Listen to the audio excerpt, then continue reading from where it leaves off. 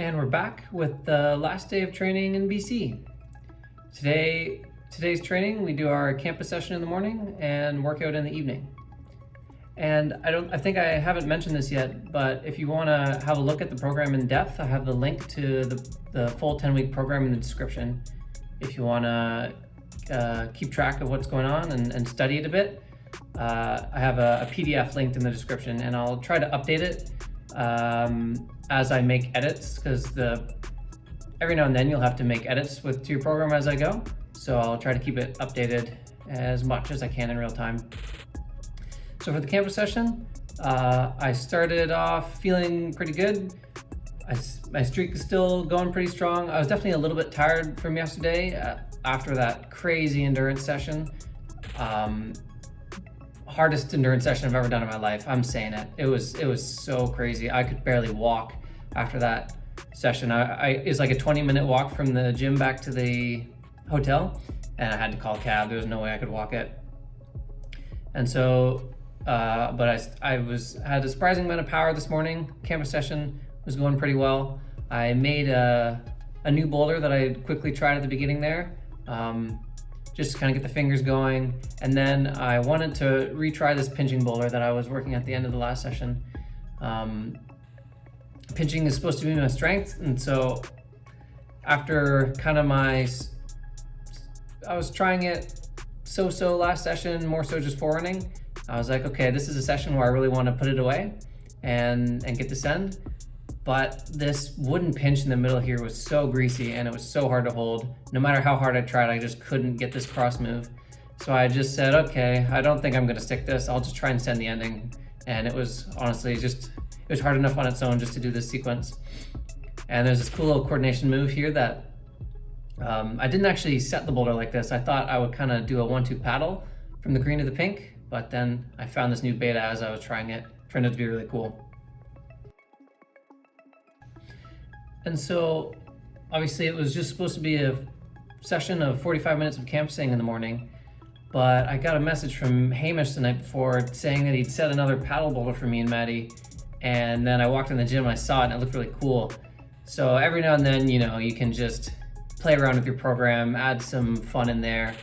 Or if there's like an opportunity, like to learn a new, or practice a new skill, or practice a skill that you need to work on, and you won't get the opportunity to again, you should definitely try and make it work. That's something that I always try to do, whether that means making a session go a little bit longer than planned, or I'm just adding in like a little bit of bouldering. I was gonna try and only add like 10-15 minutes, but this paddle boulder took a few tries. I think this is my third attempt. There's one attempt I didn't film, and I also tried another slab that was also new, but I worked that for probably like 20 minutes and I didn't end up sending it.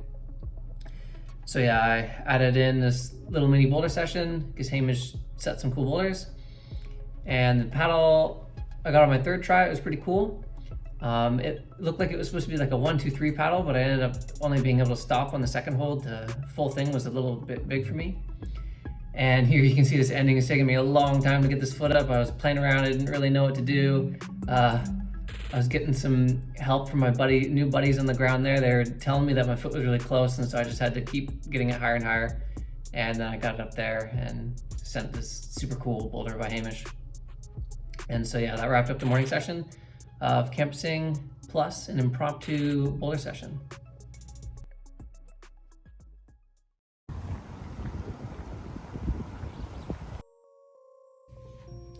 Back to BoulderHouse in the evening for the last time of this BC trip.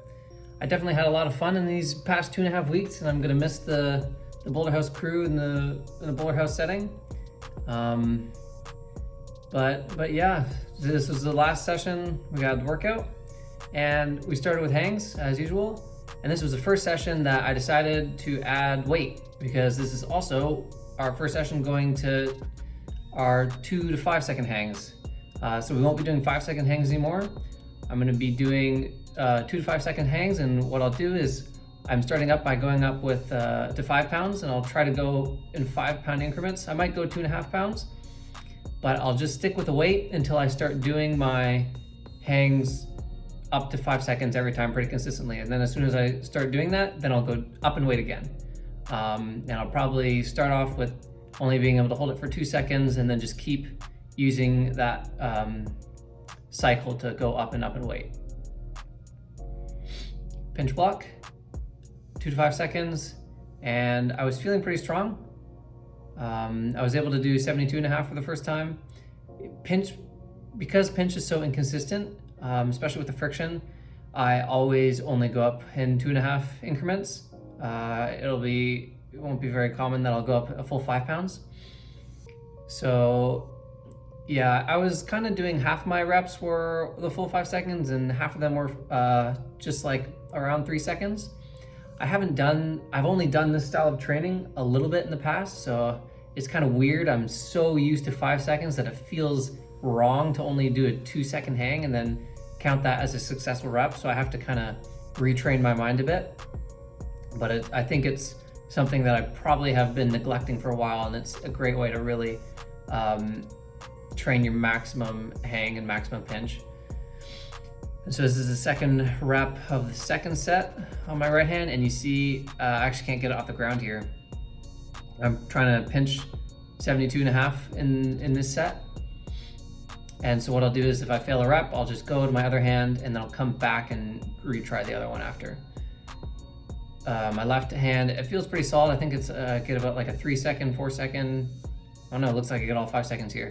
But yeah, in the past few weeks, my left hand has been consistently stronger actually in my one arm hangs, pinch block, and one arm pull-ups. I think just in everything, it's been feeling stronger, which is pretty weird. I mean, I'm right-handed. Normally my right hand feels stronger.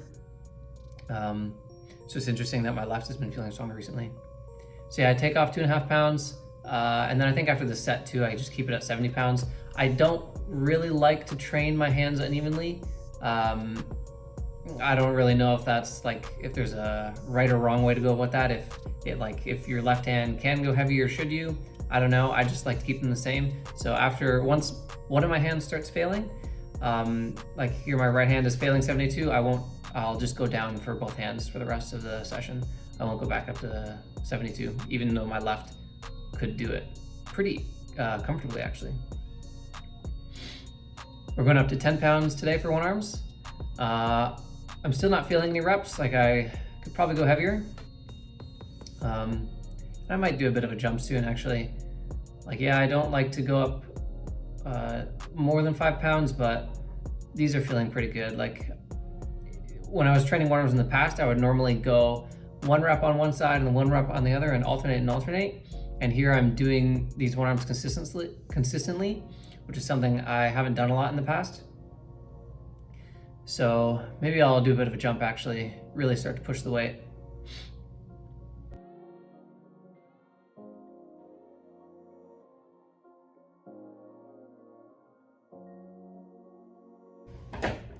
Something I've been kind of playing around with jump squats. Since I'm still somewhat new to this exercise, I wouldn't say that it's completely mindless at this point for me yet. I'm still trying to learn the best way to execute these reps. And so I've kind of been playing around with whether or not I like to go down fast and explode like right out of the squat, which is what I'm doing here in these reps like this. And in the past couple of videos, you might have noticed I would squat and then set up for the jump and then jump right out of like a paused squat position. I think I like this better. It just feels like I can kind of carry the power throughout the whole rep and get a little bit more explosiveness in it. So that's how I'm gonna probably stick with these reps for now. Last session of dips on the rings, thankfully. I prefer the still bar for sure. It might actually be better to train them on the rings, just because you get like that little extra bit of stability training, so it feels even more solid when you're on a fixed surface. But I find it makes the reps a little bit more inconsistent, because if you have the tiniest little wobble in your dip on the rings, your arm could kind of go to the side a bit, and even if you're strong enough to do the rep, just a little bobble can mess you up. So with the conclusion of this workout, that not only brings us to the end of our BC trip, but it also brings us to the end of the first cycle of training. So we were focused mainly, this was strength and power focused training cycle. We were doing a lot of campusing, and I also had some endurance in there. I definitely needed to build some endurance going into Vail, and I'm really happy with where I'm at right now. I probably tripled the amount of endurance I had since I first started this program, even in just 4 or 5 sessions. It comes really fast, and so I'm feeling really confident about that. And yeah, next morning I have to get up at 4:30 a.m. to fly to Montreal, where we start the next cycle of our training, which is going to be a very entertaining cycle for sure. It's a lot of bouldering, and I'll be going to a lot of cool gyms. There's so many new gyms in Montreal, and I'll definitely be sure to highlight as many as I can.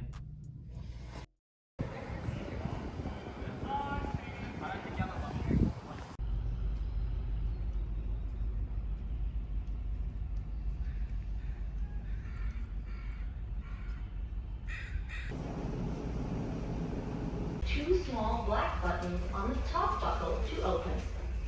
Pull the bottom buckle outward to extend the strap.